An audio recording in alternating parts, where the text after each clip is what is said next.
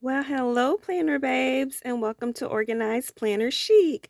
I'm Lucinda, and if you haven't subscribed already, please do so and select the bell for notifications. Well, first, I want to thank all my awesome Patreon members who help make it possible to create videos like this. Well, thank you guys so much. And if you're interested in supporting me on Patreon, just go to patreon.com/organizedplannerchic. Okay, you guys, let's go ahead and look into this DIY art journal. And believe it or not, I made this all out of, well, not all, but 99% out of fabric from clothes and recycled materials. Yes, okay, you guys.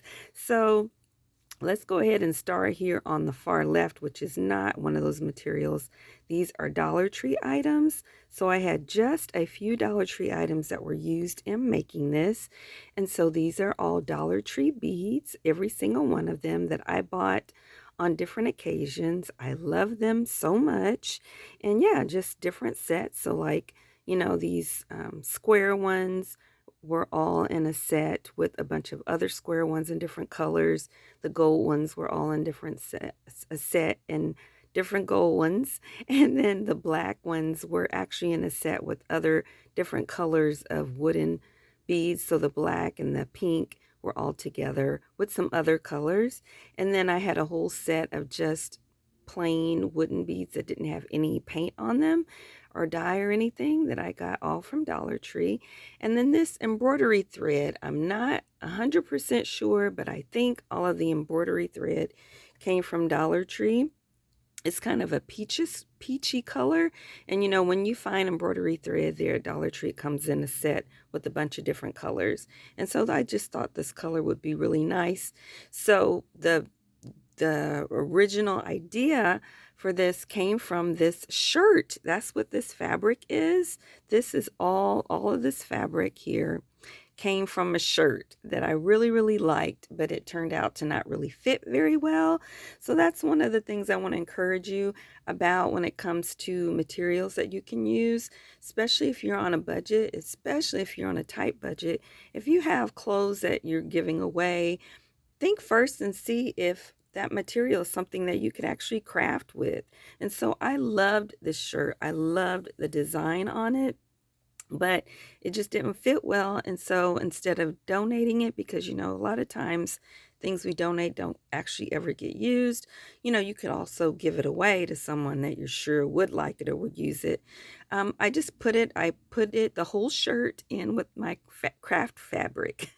And then when I decided what I would use it for, I just cut a section off of it to use. And I still have more sections from that shirt left to use for the future.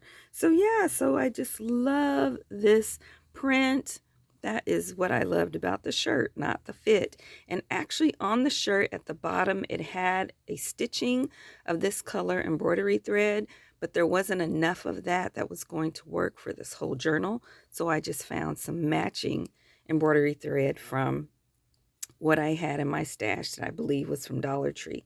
Sorry about my voice, you guys. It's really, really early in the morning and it is not awake yet. My voice is not awake yet. So yeah, so that is the fabric. And then on top, I felt like it needed something in this space. And that's how the purple came along to go over here and on here, which I'll talk about in a minute as well. And so I just took some craft glue, gosh, not glue, but craft paint that I had from either Hobby Lobby or Walmart. I think it was Walmart.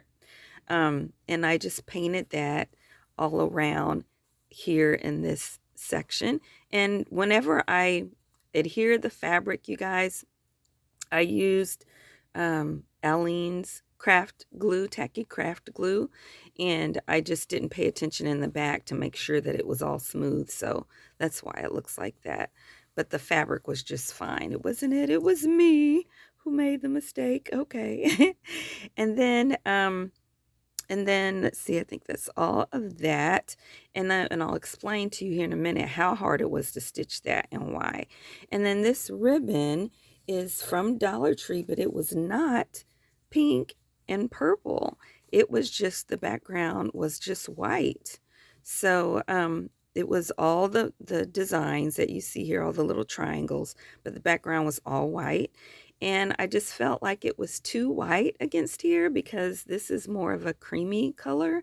And so what I decided to do was to take some Crayola Super Tips, yes, believe it or not, and I just started coloring in between all the section that was white. I colored with the Super Tip, and it just bled through on the back. Yeah, but sometimes when I colored, there'd be like every now and then kind of a blank spot where you could see a little bit of white in the back, and I just colored back over it with the Super Tip on the back.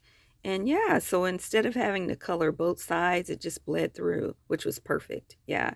And so that, and then I did it the two different colors because I was afraid I was going to run out of ink on the Super Tip. And so I just used the purple on this one. And I love it. And I'll show you as we go inside what I did, how I got this on there. So yeah, so what this was, what I started with, believe it or not, to make this journal was, let me close that and we'll get into that, was this. It was a package from something that came to me from Amazon. Yeah, and it's thick. It's this, this paper, which I really appreciate. I try to save all of that to make stuff with in the future. And inside, it had recycled materials, which it feels like it is fabric and not paper. It could be, correct me if I'm wrong, but it really, really feels like fabric and not paper. Like, at some stores you can donate clothes. My daughter used to donate clothes to H&M back when she was in high school. And then I think maybe they just kind of, churn that up and put it inside stuff for packaging. But it could be paper. I could be wrong about that, but it really feels like fabric. Yeah, so that's what I started with. And then I just took the fabric and used the Alline glue and glued it on there. And then in the inside, what I did first, I didn't do quite right. So first I put in, this is a t-shirt, y'all. Yes, this was a green t-shirt that I really liked, but I got paint all on it and I decided to craft with it. And so I put it with my fabric stash as well. And then so first I glued a layer of the t-shirt down, which I should have done second, not first, but I did that. And then I glued the shirt over it and I just tucked it in on the corners first and glued it, and then folded it in and glued it and then I was like, that doesn't look very neat. That wasn't what I was supposed to do. I was supposed to do that first, then put this on top. So then after I did those two things, I put this on top. And so, this was already really thick, right? Really thick. And then I put this on top. And so when I went to stitch this embroidery thread, it was really hard getting it back through. It was really hard. And I did like once, a stitch and a space, and a stitch and a space, stitch and a space, and then went back around through the whole thing and filled in all the spaces with stitching.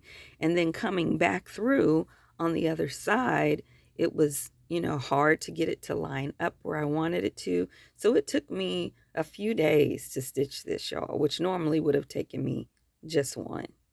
Okay, but I like how it turned out. I just decided to let that extra embroidery thread hang right here. I thought it looked kind of cute. And so then what is in the inside was this. I don't know if you guys remember, if you received this about a year ago in the mail, was some an advertisement for Tabitha Brown products at Target. And I just thought the colors were so beautiful that I would use that. So first I took it, let me get to the center.